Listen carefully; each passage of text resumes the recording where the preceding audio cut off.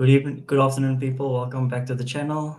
Nottingham Forest upset Liverpool 1-0 at Anfield. Arne Slot's first loss at Liverpool. So yeah, disappointing day at the office for the Reds. But credit where it's due. Before we get onto the Liverpool player ratings and views on the tactics and so forth, we have to give credit to Mr. Nuno from Forest. They tactically outmaneuvered Slot on the day. I said in the preview that they have Hudson-Odoi and Ilanga. Their pace is very dangerous. If your fullbacks push up, they have enough pace and ability to cause any team problems if you give them the space. But surprisingly, he didn't even start them. So the intention was clear. They wanted to stay in the game for as long as possible and then bring them on towards the second half.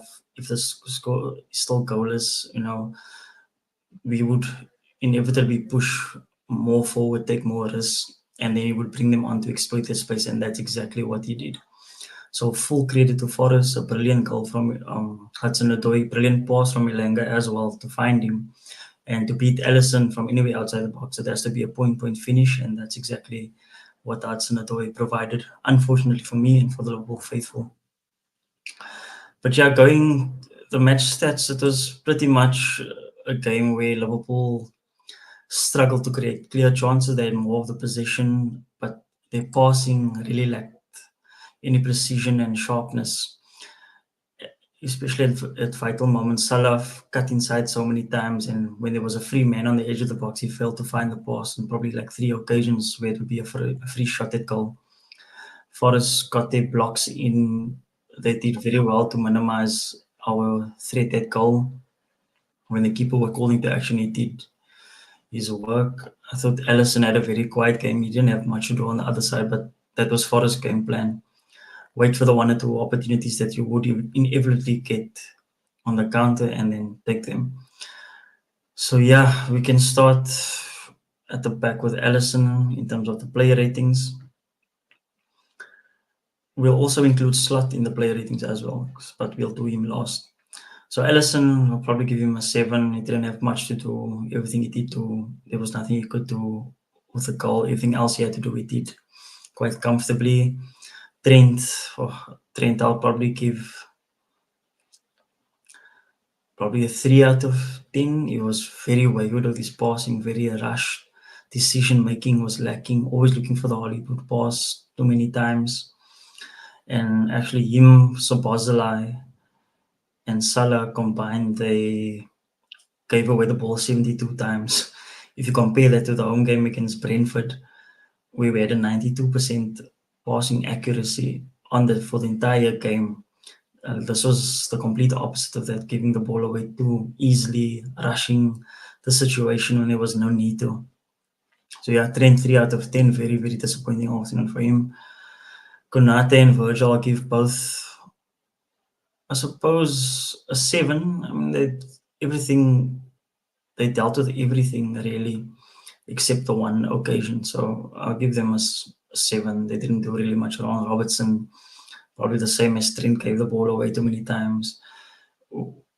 Lost a few duels. So I'll give him a lower than Virgil and Konate. Probably I'll give him a 5, but he was a bit better than Trent. But you could see his legs were going in the second half, and that when Ilanga came on, Slot took him off to bring on Tsimikas just for the fresh legs factor.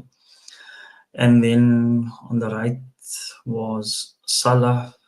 Oh, sorry, we'll leave Salah. We'll start with the midfield trio. Gravenberch was decent. Probably I'll give him a 7 as well. Probably the best of the outfield players. Didn't do much wrong. Wasn't as good as he was at Old Trafford, but it was a different type of game. Yeah, I'll give him probably a 6 actually. McAllister looked a bit tired from his Argentina duties, but he wasn't bad. He actually helped us control the ball in the middle. So you can see clearly in the first half, Forrest never really did that much, especially through the middle of the field compared to the second half when he went off. So I'll give McAllister a 6. Was the Sabazalai was a 3. Very wayward with his passing. his decision making in the final third was very poor. His weight of pass was bad. Yeah, not a good day for him. And I thought he was very lucky not to be sent off. We saw Declan Rice getting sent off last week for second yellow for kicking the ball away. And and I think Bruno got a yellow card in the early kickoff against Southampton for kicking the ball away. So Bosley kicked the ball away today and it should have been sent off. The front three, very, very impotent in attack. Salah, one of his worst games I've ever seen him. I think he'll get a 2 out of 10. Very lucky to get a 2, to be honest. Tried to make things happen, but his passing, his decision making to shoot from ridiculous angles when there were people free in the box, his layups to the edge of the box, found Forest players instead of Liverpool players and started the counter attacks for them. Yeah, very disappointing. He should have been taken off. And we'll get to the manager. Slot has taken off players in his first 3 games quite ruthlessly, especially Kwanzaa in the first game. And I thought Salah should have been taken off in that game. I know it's a bit of a tricky one where, because of his pass, Salah can produce that moment of brilliance when you need it in a tight situation. But today he was really off the boil, and I felt like he should have come off. I thought of the front three, Salah was the worst, followed by Jota, and then Diaz. I thought Diaz shouldn't have been taken off when he was taken off, and he should have been the last person to be taken off. So Salah 2, Jota I'd give a 3 or 4. Diaz I'd give a 5. I'll give him a 6. You know, he was still showing some. When he went off, we lost all threat from that side of the pitch. Gakpo came on and did nothing. Really, Jota had the one chance in the game when McAllister gave a beautiful crossing with the outside of his foot, and he didn't take it. So, yeah, I thought Slot, in terms of the substitution, they really did nothing for the game, in the game. So I'll give them all a 3. Nunes looks lost when he came on. He's trying to drop deep, get involved, but Forrest just allowed him to do that and just sat on the edge of the box, waited. And when he did come into the middle, the balls that came in, it was easily cleared by their centre back pairing. And Murillo had actually a great game at the back. And then Mr. Slot, very disappointing today with the decisions. I thought he was too hasty with his substitutions. And I think making 3 subs at the point of the game where nothing really was happening in terms of Forest threatening a goal. They were just camping in. And when they were clearing the ball, we were sweeping up everything in the middle and at the back. So when he made that triple substitution, I thought that disrupted our flow a bit. We lost a bit of control in the middle. And that's when we saw a bit of attacking impetus from the likes of Gibbs White, Ilanga, and Hudson-Odoi. So yeah, I would give Slot probably a 2 today. I thought Trent should have come off the field. He took him off in the first 2 games when he was actually playing much better than yesterday. And I thought he should have come off and Bradley come on and leave the middle of the field the way it was. But instead he put Trent there, and that just completely opened up the game and made it a bit of a basketball match, when that's the last thing we actually wanted. I thought we should have stayed a bit patient, make the one change, bring Nunes on for Jota, leave things as they are, maybe towards the last 15, 10 minutes, make a few changes to go and win the game. And we really fell right into the trap of Forest and Espirito Santo's tactics, because it was clear what they tried to do. When you have Ilanga and Hudson on the bench and you have 6 defenders on the field, it's clear that you're trying to keep this game scoreless. And as soon as we start to take more and more risks, you're going to bring on Ilanga and Hudson-Odoi to kill you on the counter, and that's exactly what they did.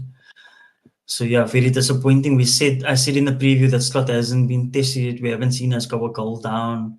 We haven't seen injuries come into play yet. Well, today we got one of those 2 things. We went the goal down, and the reaction to that was very disappointing. So his first test, he failed.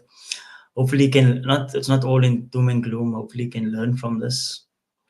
Yeah, so next week it's Bournemouth at home, I believe, as well. In between in between this game and next game is Milan away, a different type of fixture, return of the Champions League. So yeah, hopefully we can bounce back in the Champions League and continue forward in the league as well. That Bournemouth game now becomes a must, not actually a must-win game. We're already 3 points behind City. It's still early days to talk about title race and things, but we don't want to fall too far behind because we do have a tough October, November coming up. So yeah, that's about it from me for now. Very disappointing day at the office. Full credit to Forest. They were absolutely brilliant today, and their goal was brilliantly worked. So yeah, that's all for now. Thank you for joining. If you have any comments, any thoughts of the game, any banter, if we can give it, we can take it as well.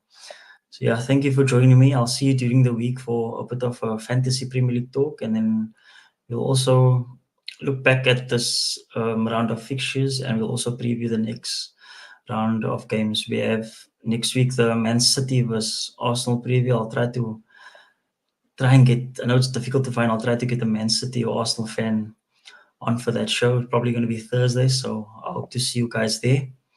And yeah, enjoy the rest of the week. Enjoy the North London derby. I'll see you guys